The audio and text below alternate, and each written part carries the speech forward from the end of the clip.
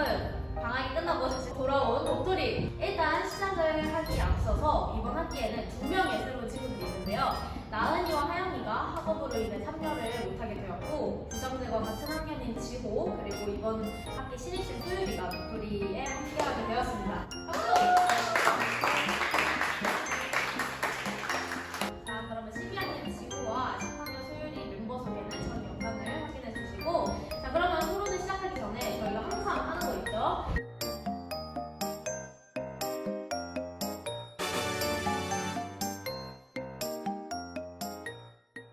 자, 바로 첫 번째 문제 시작을 해보도록 하겠습니다.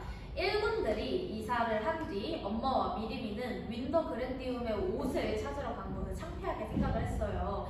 하지만 무언가에 자부심을 갖거나 부끄러워하는 것은 마음 먹기에 달렸습니다. 다들 이 말에 찬성하는지? 저도 개인적으로 찬성하는데요. 예를 들어보자면 제가 중국에서 정말 오래 살았잖아요. 그래서 제가 어렸을 적부터 저를 보는 시선이 딱 두 가지로 나눠 있었는데, 하나는 다양한 문화와 언어를 배울 수 있어서 좋겠다라는 사람들과 어린 나이에 중국이라는 나라에서 비교적 많은 것을 누리지 못하고 살아서 힘들겠다라는 시선이었어요. 그래서 저는 저의 이러한 상황이 저의 마음먹기에 달렸다고 생각해요. 제가 어떻게 이제 그런 말들을 어떤 방식으로 취사 선택하느냐에 따라서 지금까지의 삶이 좋은 경험이 될 수도 힘든 경험이 될 수도 있잖아요. 그래서 저는 이 말에 찬성합니다. 저도 또한 찬성합니다.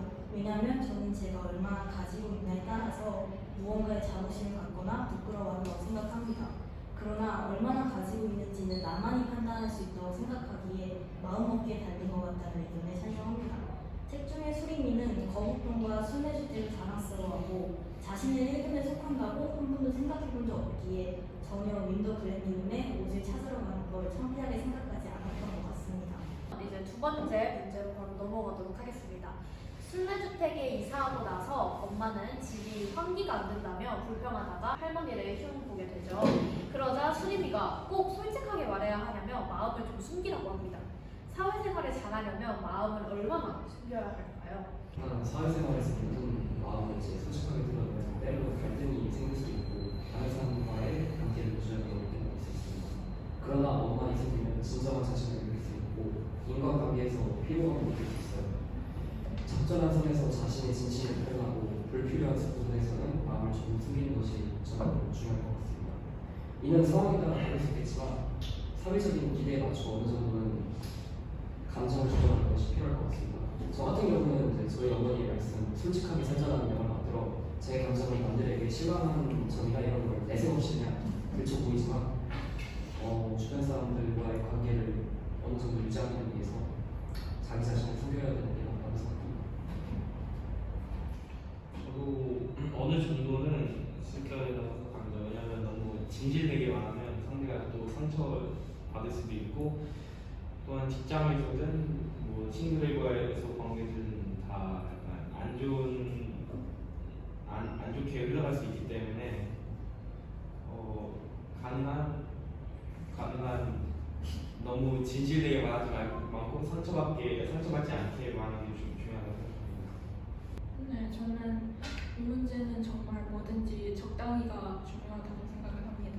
이제 사회생활을 할 때 마음이나 감정을 너무 숨기면은 그 숨기는 사람한테도 마음에 이제 병이 생겨나기 마련이고, 그리고 다른 사람들도 그 사람을 가식적이라고 생각할 수도 있고, 하지만 또 너무 반대로 너무 직설적이고 솔직한다면 그 사람한테 가까이 다가가기 싫고 또 싫어할 것 같아서, 저는 이제 마음을 적당히 숨기되 솔직하게 표현하는 게 정말 맞다고 생각합니다. 수림이는 자신의 순례씨에게 보내준 5mm의 전화번호를 은인이라고 저장했다. 자신의 은인은 누구인지 소개를 해보도록 하겠습니다. 저는 앞에 두 분과 다르게 하나도 생각이 안 났어요. 근데 이제 마지막에 이 영상을 켜기 전에 한 번 더 굉장히 곰곰이 생각해봤지만, 아무래도 저의 의미는 그래도 어릴 때부터 말해오던 저희 선생님 엄마였던 것 같습니다. 어릴 때부터 롤모델이었던 엄마 덕분에 선생님이란 직업에 대해 더욱 알게 되고 자랑스럽게 생각하게 되었습니다. 내성적인 제가 사람들 앞에서 저의 생각을 표현하고 또 도토리를 들어오고 무대 위에서 잘하고 싶은 마음을 많이 가지고 있는 것도 항상 사람들 앞에서 빛나는 엄마 덕분인 것 같습니다.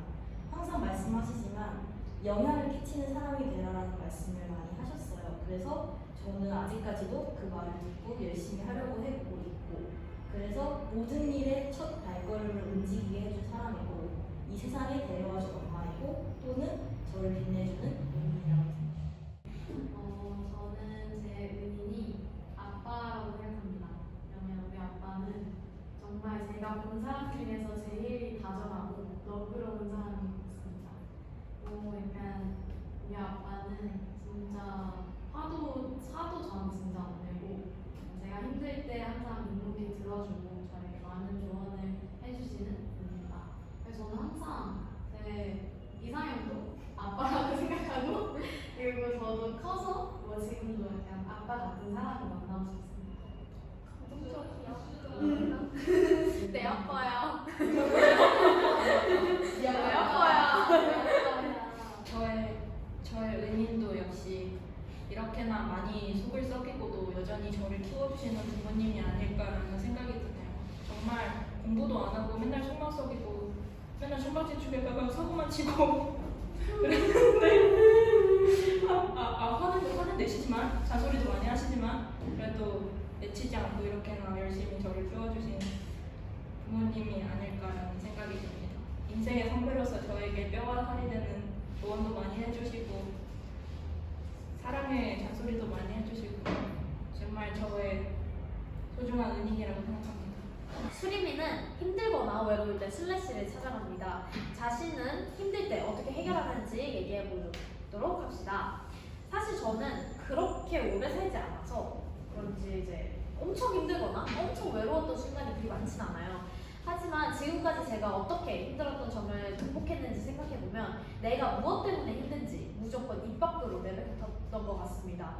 어떤 사람은 자신이 왜 힘든지 다른 사람에게 말을 하면 자신의 약점이 된다고 생각을 하는 것 같은데 저는 저의 이러한 습관 때문에 힘듦을 금방 극복하고 밝게 살아갈 수 있는 사람이 됐던 것 같습니다. 자신이 왜 힘든지 정말 믿을 수 있는 사람에게 털어놓는다면 자신의 속마음을 털어놓아 걱정을 조금 덜어낼 수 있을 뿐만 아니라 정말 필요한 도움을 받을 수 있습니다. 또한 남의 슬픔과 힘듦을 약점으로 생각하는 사람은 자신의 아픔조차 다른 사람에게 말을 할 수 없을 것이기 때문에 그들의 힘듦은 배가 될 것입니다. 이 자리에 있는 모든 독토리 멤버들에게 슬픔은 나눈다고 두 개의 슬픔이 되는 것이 아니라는 것을 알려주고 싶었습니다. 저는 대부분 스트레스 받는 이유가 이제 다른 사람들의 조언이나 뭐 그런 일침으로 인해 많이 좀 스트레스를 받거든요. 저는 이제 그러면 약간 좀 얼떨떨한 표정을 지어서 이 상황을 이렇게 모면하려고 노력을 합니다. 그러면 그 사람들이 저한테 조금이라도 덜 욕을 해요. 너무 많이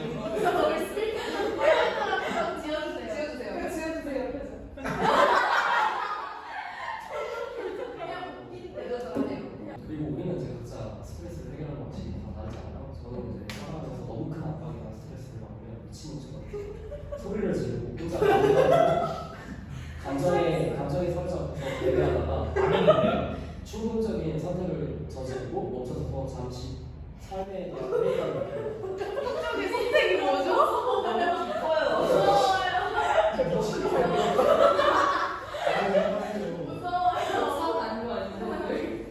솔직히 말해서 스트레스는 안 받긴 한데 만약에 받으면 그냥 너가 남한테 주지 스트레스. 많이 받아. 만약에 뭐 받으면 옆에 있는 친구들한테 치거나 얘가 치면 너무 다들 임팩트가 너무 커서 제가 진작에 썼는데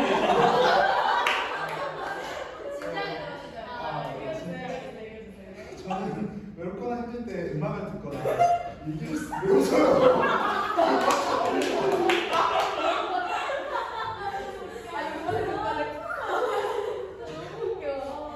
음악을 듣거나 일기를 쓰는 것 같습니다. 예전에는 제 친구들이나 주변 지인들에게 힘든 일을 이야기하곤 했는데요. 이것이 주변 지인들에게도 고통이 될 수 있다고 생각하게 된 이후에는 저 스스로 고통을 감내하는 법을 배우게 되었습니다. 특히 공부 때문에 시간이 부족한 저에게 노래를 듣는 것은 매우 효율적인 방법인데요. 바로 그 고통을 감내하기 위해 노래를 들으며 그 동시에 수학 문제를 풀 수 있기 때문입니다. 이상해요. 눈물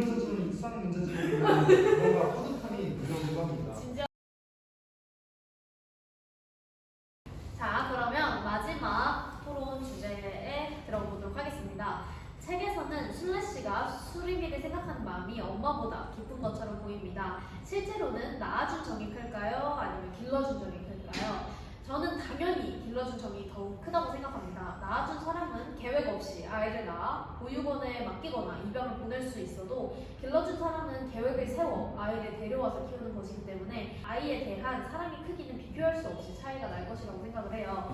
또한 저는 양부모님이야말로 아이의 진실된 가족이라고 생각하는데 그것은 길러준 정이 훨씬 더 크기 때문입니다. 제가 방학 때 유튜브를 보다가 입양된 아이들과 입양한 부모가 서로 인터뷰를 하는 영상을 얼떨결에 보게 되었어요.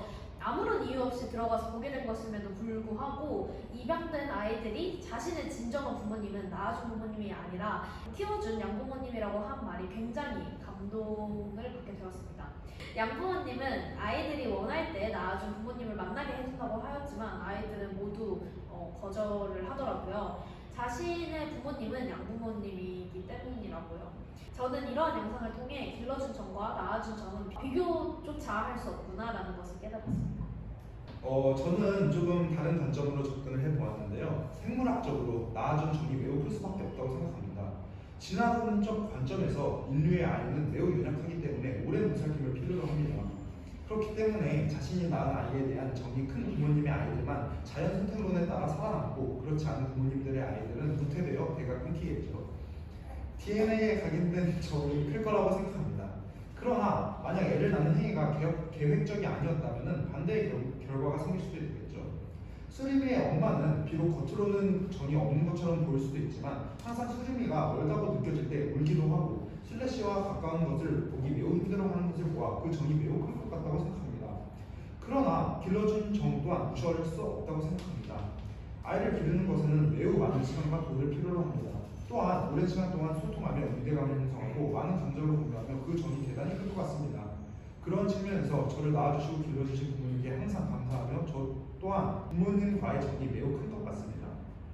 벌써 도토리를 시작한 지 1년 반, 그리고 벌써 10번째 토론을 끝냈는데요. 도토리가 이렇게 오랫동안 소통할 수 있는 것은 모두 여기에 자리하고 있는 멤버들 덕분이라고 생각합니다.